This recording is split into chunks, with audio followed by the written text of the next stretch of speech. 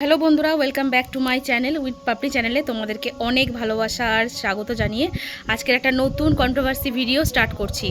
তো আজকের ভিডিওটা হচ্ছে জাস্ট ভিডিওটা কি বলবো, এমএস ফ্যামিলির মন্দিরা যা ভিডিও নামিয়েছে চূড়ান্ত নামিয়েছে। মানে ও যে সাদা ঘোড়াকে এত সুন্দরভাবে মিষ্টিভাবে দিয়েছে যে আমি কি বলবো। তো অনেকদিন আমি ভিডিওটা করতে পারিনি, কন্ট্রোভার্সি ভিডিওটা। তার কারণ হলো আমার শরীরটা বেশ কদিন ধরে খারাপ ছিল। আর আমার কন্ট্রোভার্সি ভিডিওগুলো জানো তো, আমার ছেলে এইসব একটু কন্ট্রোভার্সি জিনিসটা পছন্দ করে না, যার জন্য আমার চ্যানেল থেকে আমি পুরোপুরি ভিডিওটা তুলে দিয়েছি।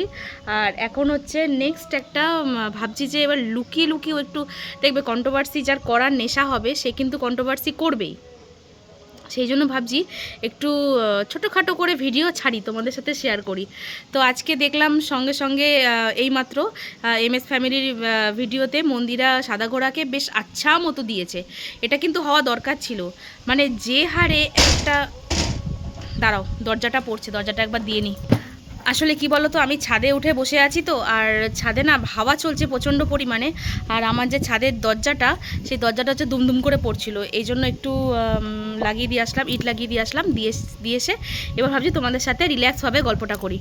তো আজকে সাদা ঘোড়াকে যে হারে বলেছে ভগবান, মানে এত ভালো লেগেছে যে একটা মেয়ের সংসারে কিভাবে একটা মেয়ে আগুন ধরাতে পারে, সেটা হচ্ছে সাদা ঘোড়াকে দেখে কেউ শেখে। দেখছি তো ভিডিওগুলোতে, মানে কী হারে যে একটা মেয়ের পিছনে লেগে যাচ্ছে। আরে ভাই, ভিডিওটা করার ইচ্ছা হয় তুই ভিডিও কর, কিন্তু না, পিছনে সেই 3 বছর আগেকার ঘটনা নিয়ে, কার চরিত্র কেমন, কার কি কেমন, সব কিছু নিয়ে বিস্তারিত বর্ণনা। তো আজকে সাদা ঘোড়ার বিষয়ে একটা কথা বলবো, যে ও যে লোকের সম্পর্কে বলছে যে 3 বছর আগে কে কী করেছে না করেছে, ঠিক আছে চলো মানলাম, মন্দিরার ভিডিওতে সেগুলো দেখা গেছে। কিন্তু ওর যে রিলেটিভস, মন্দিরার যে রিলেটিভস, তাদের সম্পর্কে, মন্দিরার ছোটো মা, ওদের সম্পর্কে যে উল্টো পাল্টা কথাগুলো বলছে, সেগুলো তো ভিডিও টু ভিডিও দেখা যায়নি। তাহলে সাদা ঘোড়া সেগুলো বলছে কি করে?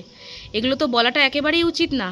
আমি যখন কোনো কথা বলবো সেই দায়টা কিন্তু আমি নিজের কাঁধে নেব, কিন্তু যদি আমার সেই দায়টা নিজের কাঁধে না নিই, তাহলে তো সেরকম কথা বলবো কেন? আমি যখন কোনো কথা বলছি সেই দায়টা কিন্তু আমি নিজের কাঁধে কিন্তু নেবই। কিন্তু সুতপা, মানে সাদা ঘোড়া, সেই দায়টা কিন্তু নিজের কাঁধে নিচ্ছে না। মানে ওকে কেউ কিছু বলতে গেলে ভিডিও টু ভিডিও করে বলতে হবে, কিন্তু ও কারোর সম্পর্কে একটা ধারণাবশত উল্টো পাল্টা কথাগুলো বলতে পারবে। তো আমি একটা কথা বলি, এবার হয়তো আমার ভিডিও দেখে সাদা ঘোড়া বলবে যে আমি হয়তো চামচাগিরি করছি, আমি হয়তো এই করছি, আমি ওই করছি।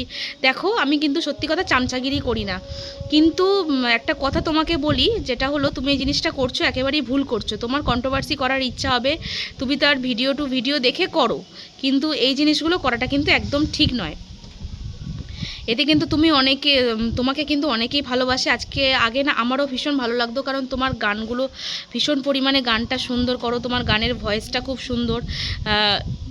কিন্তু এখন তুমি যে মুখ খোলো, মন্দিরা যে কথাটা বলেছে, তুমি যখন মুখ খোলো না, তখন তোমার মুখ দিয়ে পুরোপুরি দুর্গন্ধই বেরোয়, মানে কোনো কিছু ভালো কিছু আর বেরোয় না। সেই জন্য তোমার কন্ট্রোভার্সি আমার আর দেখতেও ইচ্ছা করে না। আর এখন যারা তোমার কন্ট্রোভার্সি দেখতে চায়, আমি তাদের নেগেটিভ মানুষদের আর কিছুই বলবো না। একটা মেয়ে যখন একটা ইনকাম করে কোনো কিছু করছে, কোনো কিছু ভালো জিনিস করছে, ফ্যামিলি টানছে, সব কিছু করছে, তাহলে সেটার একটা বাহবা দেওয়ার চেষ্টা করো, কিন্তু তার সম্পর্কে নিন্দা না করে। হ্যাঁ, নিন্দা করো, তার যদি কোনো ছোটোখাটো ভুল হয়ে থাকে, কোনো ছোটো কিছু কারণ হয়ে থাকে, সেগুলো নিয়ে বলো, যেগুলো ভিডিওতে তুমি দেখতে পারছো যে এটা করা উচিত ছিল, ওটা করা উচিত ছিল। কিন্তু সেগুলো তুমি না করে কি করছো, তুমি করছো হচ্ছে ওকে নিয়ে উল্টোপাল্টা কথা বলছো, ওর ফ্যামিলি বন্ডিং সম্পর্কে বন্ডিংটা একেবারে নষ্ট করে দিচ্ছ, যেটা দেখতে খুবই খারাপ লাগে। একটা মেয়ে যে মেয়ের সর্বনাশ কীভাবে করতে পারে, সেটা তোমাকে না দেখলে বোঝা যায় না। তো বন্ধুরা, ভিডিওটা আজকের মতো এখানেই শেষ করছি। ভিডিওটা যদি ভালো লেগে থাকে অবশ্যই লাইক করো, কমেন্ট করো, শেয়ার করো, আর চ্যানেলটা কিন্তু অবশ্যই সাবস্ক্রাইব করো।